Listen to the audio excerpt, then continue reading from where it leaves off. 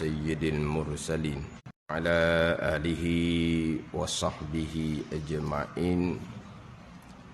Rabbi syrah li sadri wa yassir li amri wahlul 'uqdatam min lisani yafqahu qawli. Subhanaka la ilma lana illa ma 'allamtana innaka antal alimul hakim. Wala hawla wala quwwata illa billahil aliyyil azim. Kitab Minhajul Abidin, muka surat 14. Muka surat 14, baris yang ke-18 daripada atas. Baris yang ke-18 daripada atas. Qala al-muallifu rahimahullahu ta'ala wa nafa'ana bi'ulumihi amin.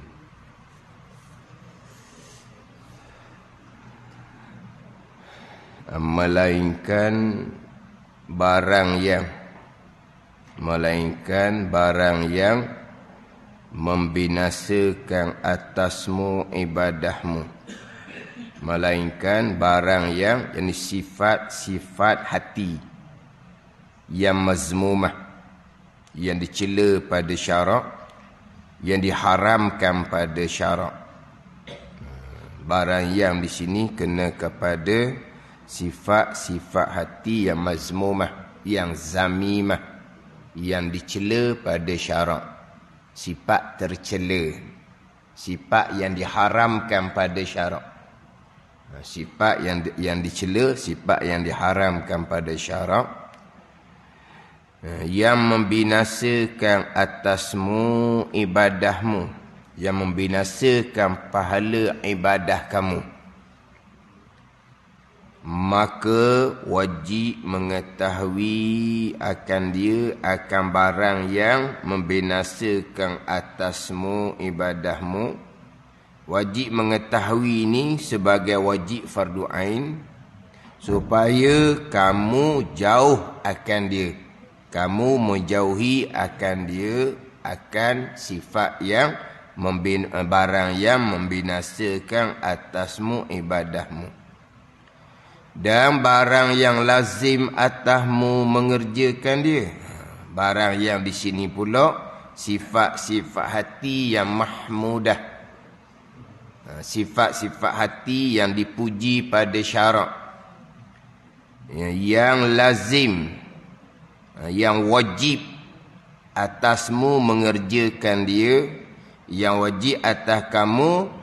Semua sifat-sifat yang mahmudah ni seperti ikhlas dan alhamdulillah dan syukur dan umpamanya, maka lazim, yakni wajib kamu mengetahui akan dia sebagai wajib fardu ain, mengetahui akan dia, akan barang yang lazim atas kamu mengerjakan dia, supaya kamu menunaikan dia. Ini sambungan berkaitan dengan ilmu tasawuf yang fardu ain dan fardu kifayah. Dahulunya selesai bicara fardu ain daripada ilmu tauhid, fardu kifayah daripada ilmu tauhid, yang mana dalam kitab Minhajul Abidin lah, kitab yang ditimolek membicarakan berkaitan dengan ilmu fardu ain dan ilmu fardu kifayah. Kalau kitab Jawi lain kok, contohnya kitab Hidayatus Salikin. Kitab Hidayatus Salikin adalah dicerita di dalam tu ilmu fardu ain, ilmu fardu kifayah. Sebab dalam kitab Hidayatus Salikin ni kitab Jawi yang biasa orang belajar. Kalau orang tua-tua yang jenis menuntut ilmu agama, dalam almari dia tu kalau ada kitab lama, di antara kitab yang tidak ketinggalan adalah kitab Hidayatus Salikin. Orang tua hak menuntut ilmu agama lah. Maknanya kan kita jumpa tua-tua hak kitab lama-lama, kitab warna kuning yang tulisan dia comel, kitab tu kitab lama. Kita tengok-tengok belek-belek, antara kitab yang tidak ketinggalan adalah kitab Hidayatus Salikin. Kitab Hidayatus Salikin ni yang dihimpun oleh Syekh Abdul Samad Al-Falimbani.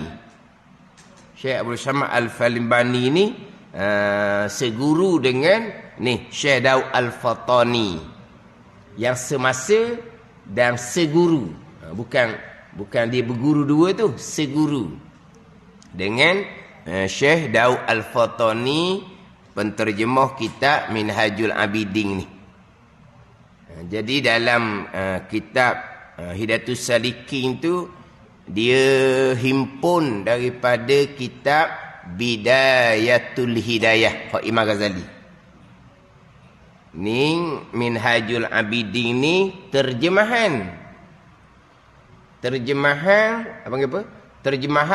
betul benar daripada kitab Minhajul Abidin karangan Imam Ghazali rahimahullah, maka namanya tidak ditukar sebab terjemahan sungguh-sungguh. Faham tak ni? Dalam Minhajul Abidin Syadaud ni dia terjemah mengikut ayat kitab Minhajul Abidin bahasa Arab, yang mana grammar tau. Dia grammar bahasa Arab dengan bahasa Malaysia berbeza. Tetapi Syekh Daud ni dia terjemah mengikut grammar bahasa Arab, bukan ikut bahasa Malaysia. Jadi terkadang terjemahan Minhajul Abidin ni agak rumit sikit lah nak faham. Sebab diterjemah butir-butir atas kitab Arab. Jadi kitab Arab ni di grammar berbeza. Dia ada khabar muqaddam, mubtada muakhar, tempat takluknya di belakang contohnya lah. Jadi susunan tu bukan kan kenapa kitab Minhajul Abidin payah dak dia mengikut kaedah bahasa Arab.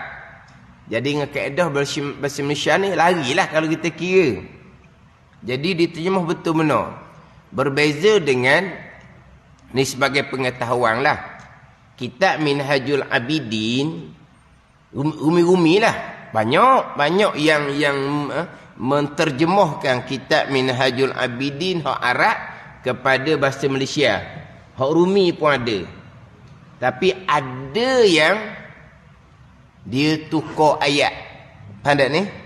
Ditukar ayat dengan bahawa dimodernkan ayat. Dijadikan ayat tu kepada bahasa Melayu, bahasa Malaysia moden.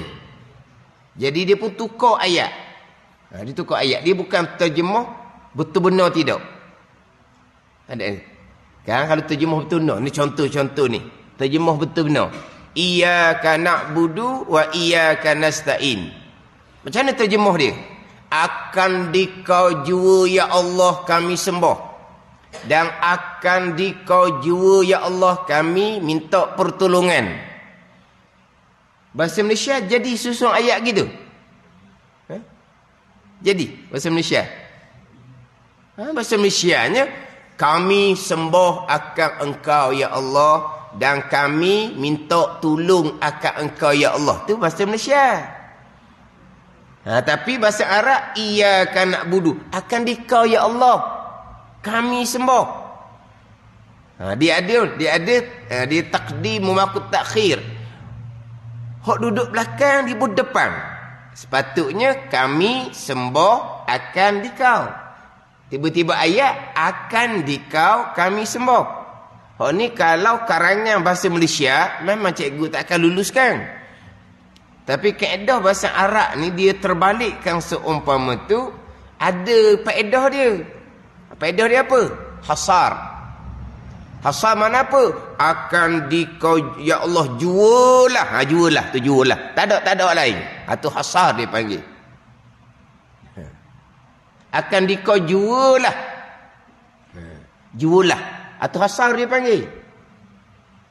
Itu kaedah bahasa Arab. Jadi apabila diterjemahkan kitab Arab Minhajul Abidin kepada Malaysia ni, dia ubah ayat, dia modernkan ayat. Tu kalau saya lah minta maaf lah, saya tak akan baca tu. Sebab terkadang ayat yang dimodernkan untuk orang mudah faham, pemahaman dia tak tepat dengan kehendak kita. Tu hak paling ditakuti. Hak paling ditakuti. Ini contoh. Contoh mudah lah. Kitab lama, Munyatul Musalli. Munyatul Musalli, Syekh Daud bukan terjemah. Munyatul Musalli, Syekh Daud bukan terjemah. Dia mengarang tapi sama juga Syekh Daud ni. Dia menggunakan kaedah bahasa Arab. Minhajul Abidin, Syekh Daud terjemah daripada Minhajul Abidin hak Arab. Timur betul benar. Munyatul Musalli, Syekh Daud bukan menterjemah, mengarang. Tapi menggunakan bahasa, menggunakan kaedah bahasa Arab juga walaupun kitab Jawi. Maka ada orang yang modernkan ayat kitab Munyatul Musalli. Tapi malangnya ayat yang dimodernkan tidak bertepatan dengan maksud sebenar hak Syekh Daud tulis dalam Munyatul Musalli. Hak ni paling ditakuti. Dia rumikan, dia jawikan serta dirumikan Munyatul Musalli dengan ditukar ayat. Sebab tu saya biasa peringat orang nak pakai kitab Rumi ni, hak Minhajul Abidin terjemah Syekh Daud, nak pakai Rumi, Munyatul Musalli nak pakai Rumi, Faridatul Faraid nak pakai Rumi, saya peringat ambil yang dirumikan oleh Ustazah Noraini Abu. Sebab Ustazah Noraini Abu ni dia rumikan betul benar tanpa tukar ayat. Jadi maknanya kalau ustaz tu mengajar kitab Jawi, yang belajar buka buku Rumi, ayat yang sama. Apa tak ni? Ayat yang sama. Tapi kalau ambil Rumi yang ditukar ayat, jadi ustaz yang mengajar Jawi, yang pegang Rumi tu jadi tak sama ayat. Tak sama ayat tu tambah. Tak sama ayat tu tambah. Tu hak Jawi di Rumi kan. Sama juga dengan tadi bicara Minhajul Abidin hak Arab diterjemahkan Melayu, tapi dia modernkan ayat yang mana terkadang apa yang dipaham tidak bertepatan. Ada ni. Tapi dipaham tidak bertepatan. Syekh Daud ni tak. Ayat dia mungkin macam terbalik apa semua tu sebab mengikut kaedah bahasa Arab. Jadi Minhajul Abidin Syekh Daud ni, Syekh Daud tak tukar nama sebab terjemah betul benar. Hidayatus Salikin yang saya sebut tadi, karangan Syekh Abdul Samad Al-Falimbani, dia ambil daripada kitab Bidayatul Hidayah hak Imam Ghazali juga. Tapi kenapa tukar nama kitab? Adakah dipanggil ciplok? Faham tak kenal ciplok? Faham tak ciplok? Ciplok ni panggil tiru, ambil hak orang, tukar nama, letak nama kita. Faham tak ciplok? Boleh tak ciplok buat kuih? Boleh. Kan orang buat kuih-kuih tu kan, sedap dia buat kuih. Hak dia je laku. Kuih sama, tapi rasa tak sama. Jadi hak mana lakunya, hak rasa sedap lah. Boleh tak nak ciplok cara dia buat? Boleh. Hak sedap-sedap gini ni, kalau kita tanya dia buat mana, dia tak ajar dia takut jadi saingan dia. Dia takut jadi saingan dia lah. Sebab siapa kedai, kalau kuih lah, kuih yang sama ada 2-3 tuang. Orang tanya lalu dah, kuih tuang mana ni? Kalau kuih tau, gitu kan. Kalau nasi lemak tuang mana ni? Hak tuang ni, hak ni. Ambil dah pun letak semula. Bayangkan kalau tuang dia ada situ, ambil dah dia letak semula. Terasa hati tak tuang dia? Dan ni ambil dah nasi lemak hak dia ni.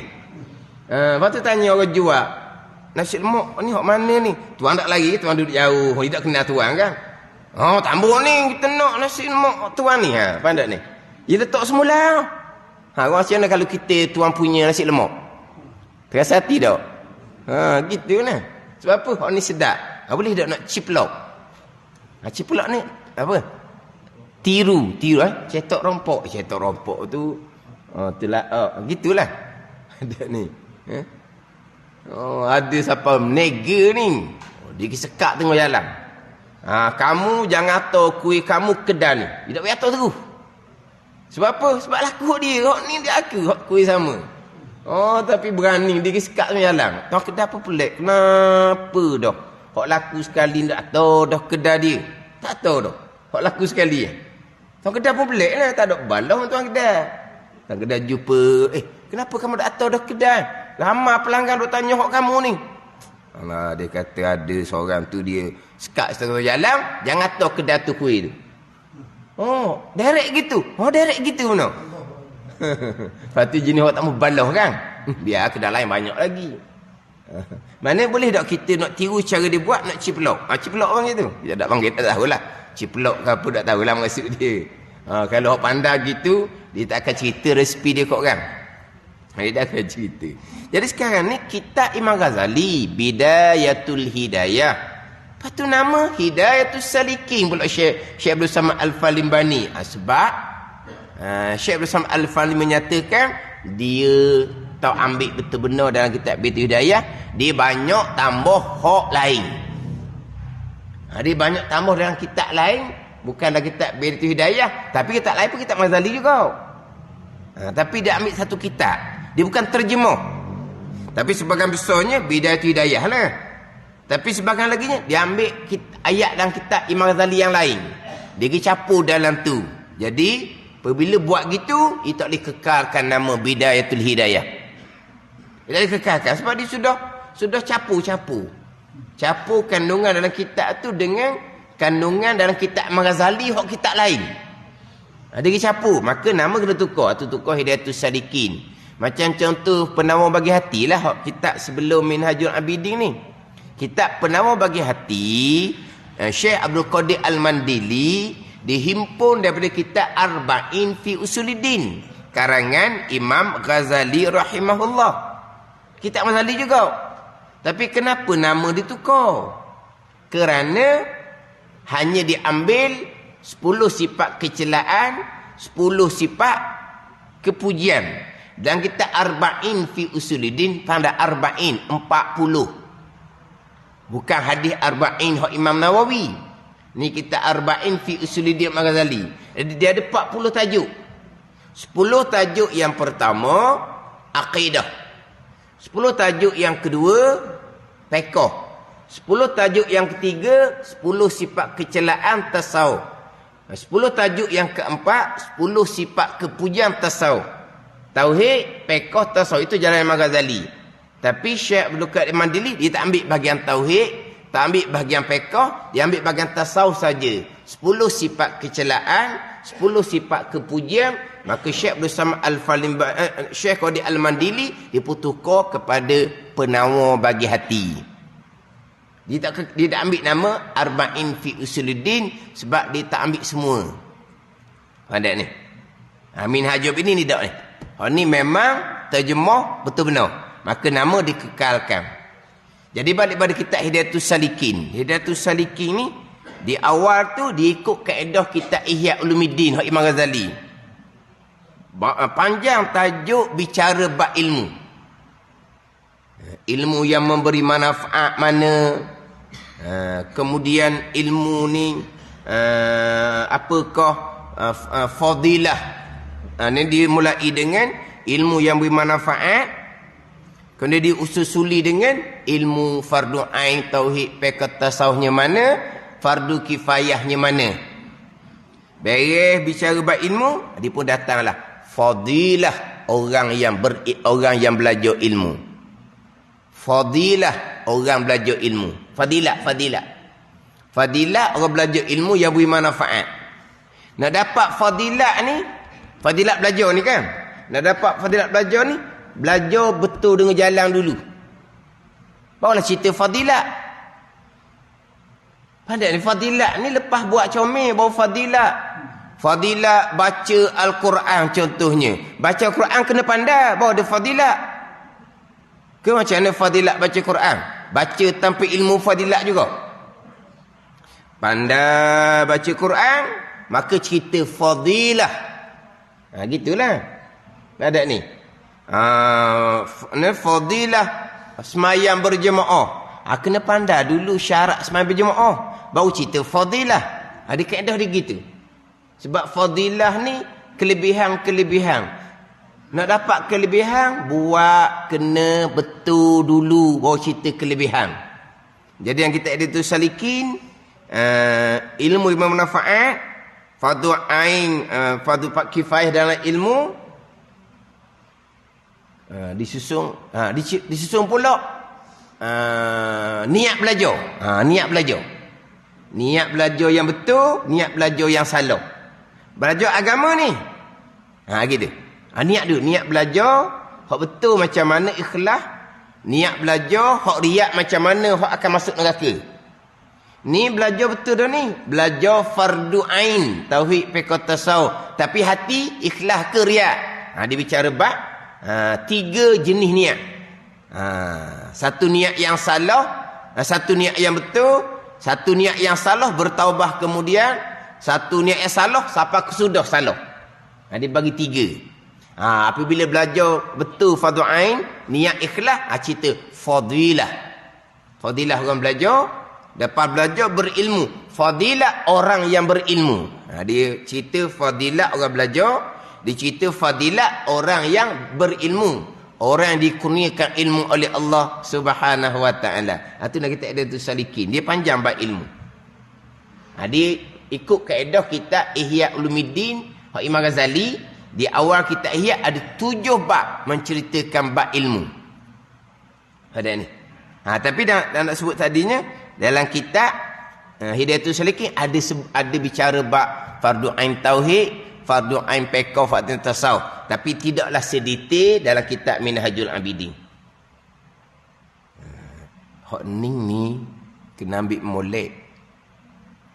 Kita belajar ikhlas, bukan nak nyohu. Bukan kita nak cakap sedap dengan orang, bukan nak sombong dengan orang. Mari belajar majlis suran memang ikhlas. Buat betul ke tak? Sebab kalau kita belajar ilmu yang bukan ilmu fardu ain, dalam keadaan kita fardu ain tak selesai, kita pergi tinggal hak wajib fardu ain. Kita belajar agama ni, bukan belajar ilmu matematik, ilmu sains, kita belajar agama. Sekalipun kita tetap duduk dalam keadaan rasa besar kerana mengekali jahil fardu ain. Walaupun kita tengah buka kitab, menadah kitab, belajar kitab sekalipun. Ada ni. Faham tak tinggal fardu ain apa hukum? Saya tinggal fardu ain pun saya belajar fardu kifayah. Boleh ke tinggal fardu ain nak pergi kejar fardu kifayah? Saya tinggal semai subuh pun sebab saya nak pergi semai jenazah tu. Kau nak gambar? Subuh tak sempat semayang. Sebab apa? Sebab nak kejar semai jenazah. Semai jenazah ni ingat semai sunat ke? Semai wajib ya? Fardu semai jenazah ni. Fardu kifayah. Satu kampung tak semayang, habis berdosa besar kampung tu. Besarnya semai jenazah ni. Ditinggal semai subuh, nak kejar semai jenazah. Sah kata mereng. Dah mereng dah. Dah. Subuh tu fardu ain. Kejar tu dulu. Sempat semai jenazah. Mayang lah. Tak sempat. Nak macam mana? Kita nak semayang tapi tak sempat. Tinggal subuh dulu. Kita semai jenazah dulu. Kan? Berat nanam gitu. Nanam. Bukan 77. Berat nanam. 66, 77 tak berat.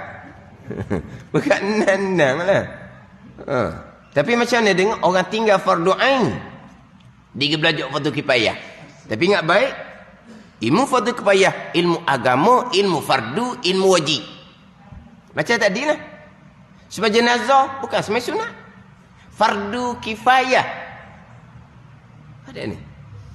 Bukan semai sunat. Tapi macam mana kalau tinggal semaya subuh nak semai jenazah? Macam mana? Dia, kalau kita katalah kuliah maghrib di Kuala Terengganu ni banyak. Banyak. Kalau kita Kuala Terengganu ni tak sudut cakap Pusing-pusing kat tula je. Pusing-pusing kat tula je. Dekat tak tahu mana pun Kuala Terengganu ni.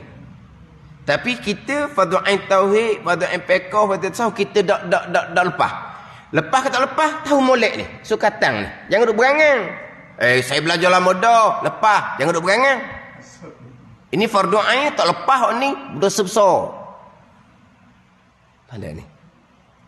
Jadi sekarang ni kuliah maghrib banyak. Kita fardu ain tauhid fiqh tasawuf tak lepas. Tempat lain ada. Di kawasan Kuala Terengganu ni. Ada. Fardu ain tauhid fiqh tasawuf. Biar kita nak dengarlah tempat kita lah. Itu fardu ain ke tak? Biar tak fardu ain pun. Dah fardu ain kamu lepas ke tak? Biar tak lepas pun. Walaupun duduk dalam masjid, niat iktikaf, buka kitab, nadah kitab, dengar, ditetap dekat dalam dosa besar kerana tak belajar fardu ain. Ada. Ini atas masing-masing.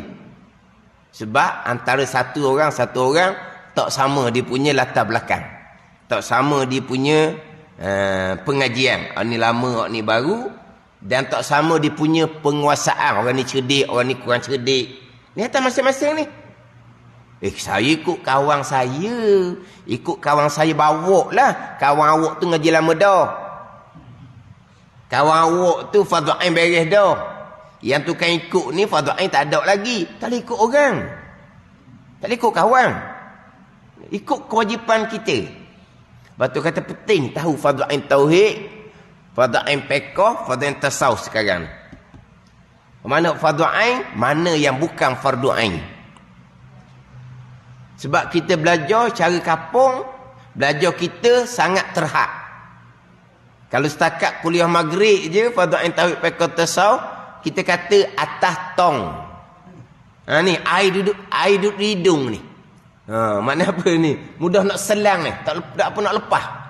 Bukan kita ngaji pondok. Ngaji pondok, sehari semalam belas kitab. Capur fardu ain, fardu kifayah. Tak apa. Sebab belas kitab.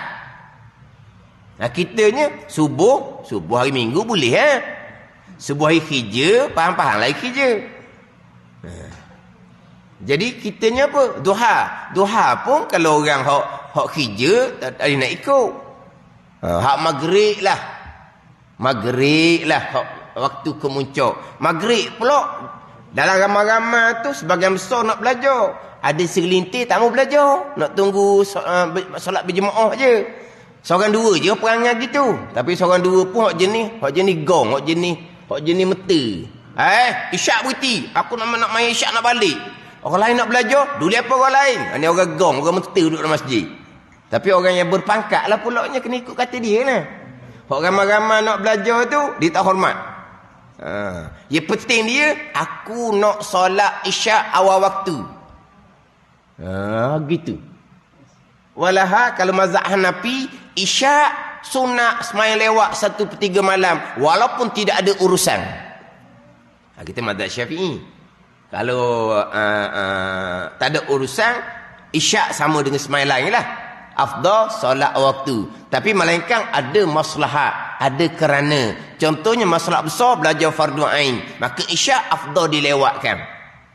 Tapi orang jenis pala haliang ni, orang jenis meta ni dah, aku belajar pening pala dia kata. Kata kat aku dia kata. Kata kat awak apa pula? Takabur dia kata. Lepas tu tengok muka dia. Takabur tu ustaz tu kan ngajar pula tak erti. Takabur tengok ke siling, jangan tengok muka orang. Takabur, orang ustaz mengajar kan dia pusing-pusing muka kan. Takabur belaga mata dengan dia. Takabur dia perasan. Kita takabur tengok siling. Takabur tengok latar, jangan tengok depan. Dia terasa mana ustaz tu tuju ke dia sebab dia takabur. Memang dia bapak takabur. Orang panggil jing eprik mana? Bapak takabur. Hak gini. Mana apa? Maghrib pun terhad. Maghrib pun terhad. Jadi kita nak belajar macam mana? Belajar fardu ain molek.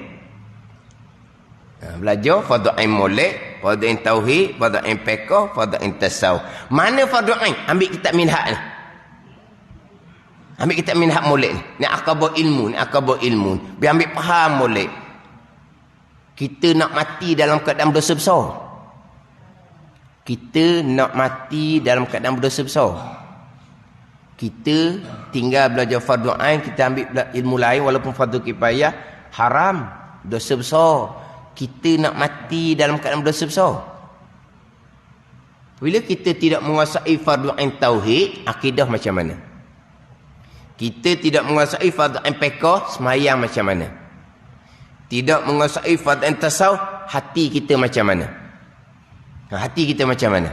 Bila tidak menguasai fardu ain tasawuf, hati kita macam mana? Riya, ujub, takabur, hasad, kasih akan dunia, kasih akan kemegahan, sifat ghadab, sifat pemarah. Ni semua ni sifat-sifat kecelaan belaka ni. Kita nak mati dengan sifat ni. Semayang tak tinggal. Semayang fiqh macam mana? Berjemaah tak tinggal. Syarat berjemaah macam mana? Akidah macam mana? Kita mati bila-bila masa ni. Nak mati dalam keadaan dosa besar. Jahil fardu ain dosa besar, akidah salah dosa besar, semayang salah dosa besar, riya ujub takabur dosa besar, mati dalam dosa besar. Apa ni? Mati dalam dosa besar ni, mati meja judi. Memanglah. Mati, ada orang dia mati sedang berzina. Ada? Pernah berlaku orang Melayu. Dia langgang pelacur, dia mati sedang berzina. Tak ada. Dia mati sedang berzina. Ada orang mati kerana kemalangan berpunca dari mabuk. Berat ni mati dosa besar. Itu hak nampak. Orang hak fardu ain tauhid, fiqh tasawuf belajar, dosa besar berat laginya. Akidah salah, dosa besar berat laginya. Semayang tak betul, dosa besar.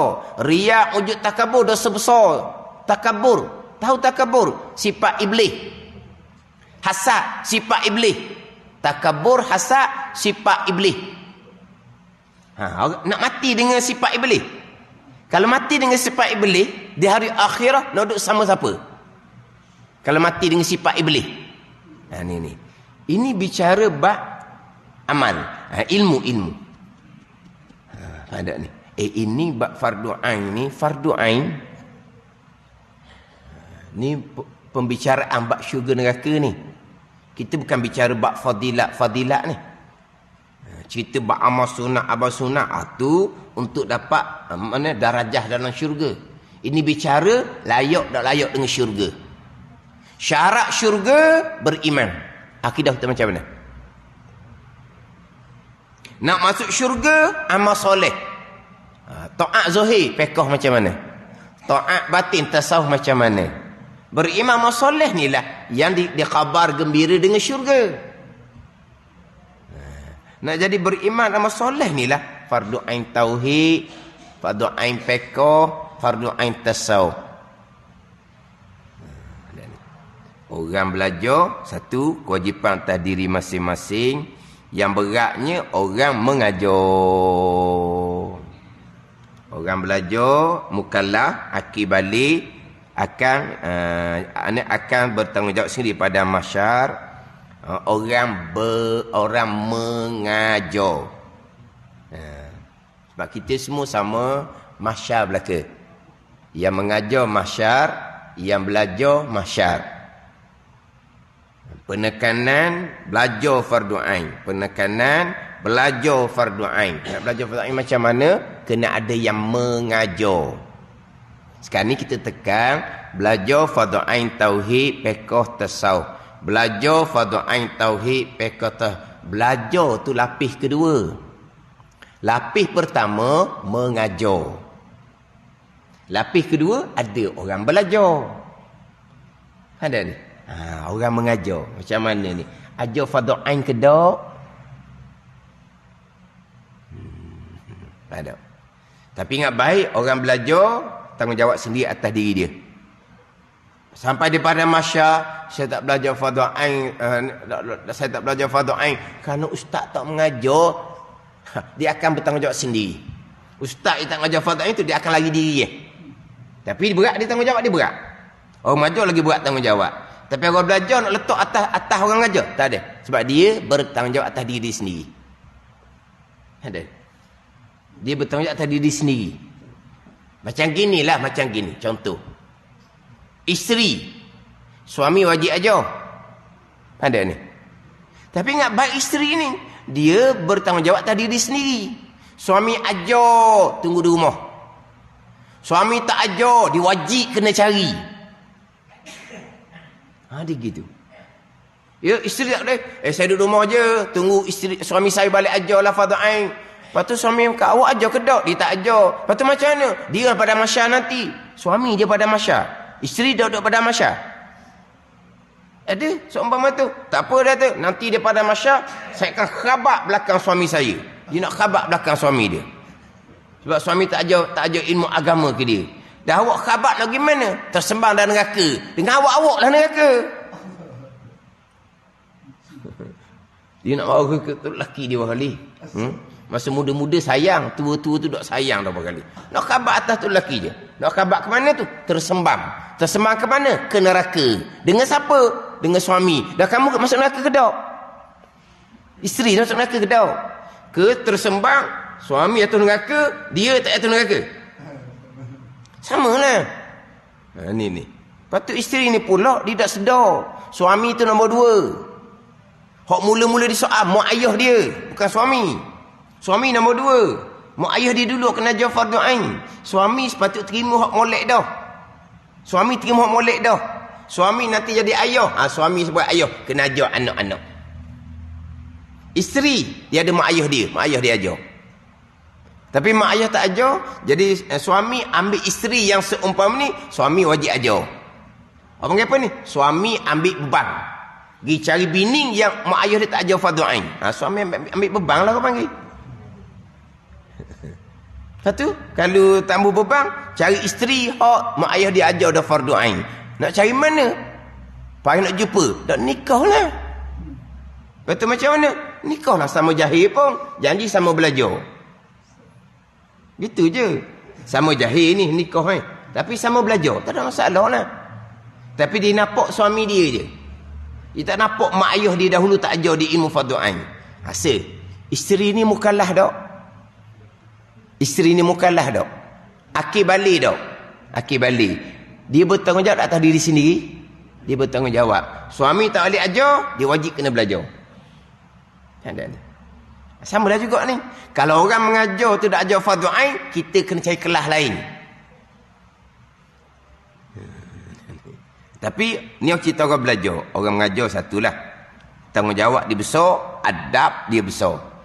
Kitab ni cerita je ni, cerita sebagai panduan. Cerita sebagai panduan. Kalau dalam kitab Minhajul Abidin ni, nanti dia bicara fardu ain tasawuf. Fardu ain tauhid kena buka kitab sifat 20. Fardu ain fiqh kena buka kitab fiqh lah. Cuma kitab Minhaj disusun. Dah kitab Minhaj ni beri tak fardu ain tauhid fiqh. Tak. Ini bukan kitab tauhid fiqh, ni kitab tasawuf.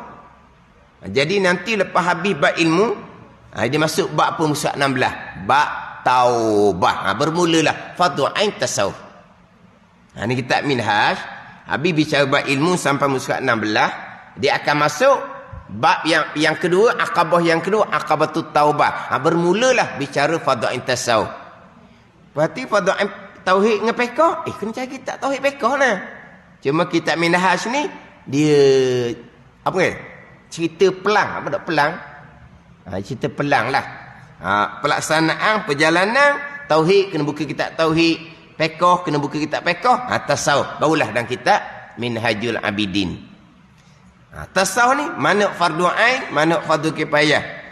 Fardu ainnya melainkan barang yang hak fardu ain, barang yang membinasa atasmu ibadahmu, maka wajib mengetahui akan dia, akan barang yang membinasa atasmu ibadahmu supaya kamu jauh akan dia. Ni wajib kena belajar. Ini berkaitan dengan sifat mazmumah yang membinasakan ibadahmu. Ni kitab ni kata yang membinasakan ibadahmu. Janganlah pula orang komen pula, sedap ustaz mengajar. Amal ibadah binasa tak terima. Jadi Tuhan ke ustaz ni? Tahu amal ibadah binasa, tahu amal ibadah tak diterima. Ustaz tak di syurga ke? Pandai-pandai letak. Ini kitab yang beritahu. Yang membinasakan ibadah ni, kitab di mana? Ambil di Quran dan hadis. Mana contohnya? Orang riak sampai di pada mahsyar Allah halau dia.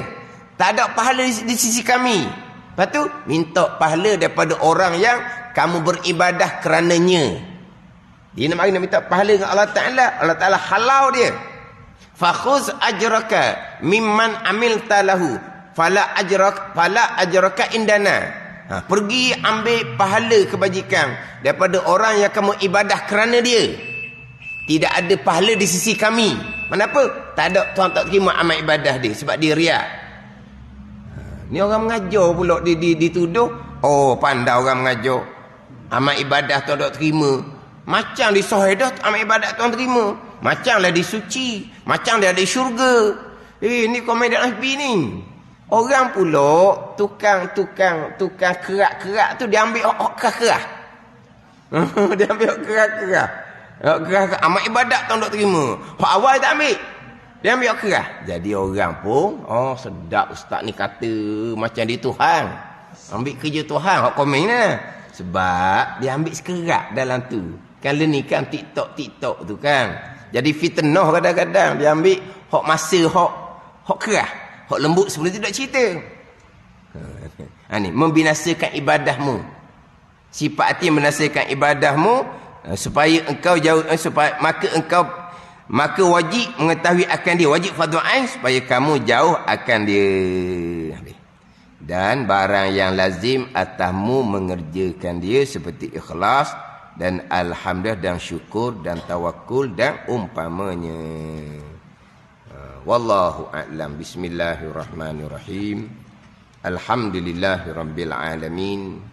Wassalatu wassalamu ala sayyidil mursalin wa ala alihi wa sahbihi ajma'in. Allahumma aftah alaina futuhal arifin. Allahumma allimna ilma akdamin wa fahimna famasabikin warzuqna ruqat talibin. Allahumma zidna ilman wa alhiqna bis salihin. Wa sallallahu ala sayyidina Muhammadin wa ala alihi wa sahbihi wa sallam. Walhamdulillahi rabbil alamin.